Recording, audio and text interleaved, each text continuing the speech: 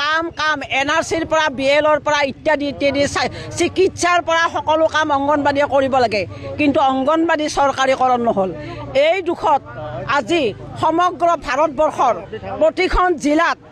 এই জেল ভৰ কাৰ্যসূচী লৈছোঁ জাপে জাপে স্মাৰক পত্ৰ আমি চৰকাৰক দিলোঁ আমাৰ দাবী পূৰণৰ কাৰণে যেতিয়ালৈকে চৰকাৰীকৰণ কৰিব নোৱাৰে তেতিয়ালৈকে আমাক মাননিৰ সলনি মজুৰি দিয়ক কোনো এটা নকৰে কোনো এটা যেহেতু নকৰে উপায়ন্তৰ হয় বিপ্লৱ মানুহে এনেই বিপ্লৱ নকৰে আপোনালোকে দেখিছে বিপ্লৱৰ ফলত কি হ'ল দিল্লীত ছাত্ৰ সমাজ জাগি গ'ল ছাত্ৰ সমাজ জাগি যায় কি হ'ল কেন্দ্ৰীয় শিক্ষামন্ত্ৰী পদত্যাগ কৰিবৰ কাৰণে বাধ্য হ'ল আমাৰো অংগনবাড়ী জাগিছে আৰু অহা 6 অক্টোবৰত দিল্লী যন্তৰ মন্তৰত ইয়াতকৈ বৃহৎ আন্দোলন হ'ব 28 লক্ষ অংগনবাড়ী দিল্লী যন্তৰ মন্তৰত উপস্থিত হ'ব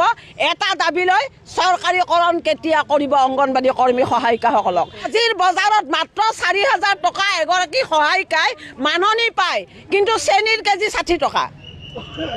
আজিৰ বজাৰত LP স্কুলত তলা 4,000 টকা মাননি পোৱা এগৰাকী সহায়িকাৰ ল'ৰা ছোৱালী চৰকাৰীকৰণ কৰা স্কুলত দিব পাৰিব নেকি গতিকে এইবিলাক সমস্যাই বুকুত লৈ কিনে অংগনবাড়ীৰ দাউকে জুই জ্বলিছে ইফালে মূল্য বৃদ্ধিৰ পাকঘৰত সোমাব নোৱাৰে মহিলাবিলাকে ধুৱলি কুঁৱলী অৱস্থা মহিলাবিলাকে তাৰমানে কি ৰান্ধিব কেনেকৈ ৰান্ধিব বস্তু আনিবনে নাই এনেকুৱা অৱস্থা দিনে জীৱনদায়িনী ঔষধ কিনিব নোৱাৰে আমাৰ নিচিনা মানুহ এতিয়া মৰাৰ বাহিৰে একো নাই চৰকাৰক কৈ আছোঁ হয় চৰকাৰীকৰণ কৰক নহ'লে কি ব্যৱস্থা লৈ লওক আমিও ৰাজআলিত আমি ওলাই থাকিম যেতিয়ালৈকে আমাৰ দাবী পূৰণ নহয় আমাৰ প্ৰধান আজি দাবী হ'ল আমাৰ চৰকাৰীকৰণ আমাৰ অংগনবাড়ী কৰ্মী সহায়িকাসকলক চৰকাৰীকৰণ কৰিব লাগে আমাক যিখিনি মাননি দিয়ে এইখিনি মাননি আমি কোনোপধ্যে চলিব নোৱাৰোঁ কিন্তু কামৰ বজা অধিক দিয়ে আমাৰ দুটা মোবাইল নহ'লে আমি কাম কৰিব নোৱাৰোঁ চৰকাৰৰ পৰা যিটো মোবাইল দিছে সেইটোতো কামেই কৰিব নোৱাৰোঁ দুটা মোবাইলত টকা ভৰাব লাগে 6,000 টকা দিয়ে তাৰে আমি মোবাইলতে 1,000 টকা ভৰাব লগা হয় আৰু এই অতি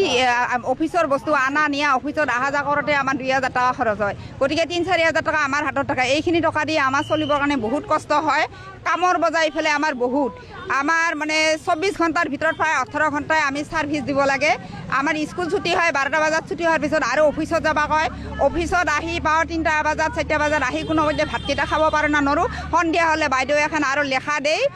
মোবাইলত সেই ফৰ্মখন ফিল আপ কৰি দিওঁতে আমি ৰাতি ভাত ৰন্ধাৰ কাৰণেও সময় নাপাওঁ গতিকে আমাক দিনে ৰাতি খাটাইছে কিন্তু সেই হিচাপে আমাক টকা দিয়া নাই আমাক মাননি একেবাৰে কম দিছে আমাক মাননি নহয় মজুৰি লাগে চৰকাৰীকৰণ কৰিব লাগে এইটোৱে আমাৰ প্ৰধান দাবী আজি অতি শীঘ্ৰে অংগনবাড়ী কৰ্মী সহায়িকাসকলৰ চাকৰি নিয়মীয়াকৰণ কৰিব লাগে এইটোৱে আমাৰ প্ৰধান দাবী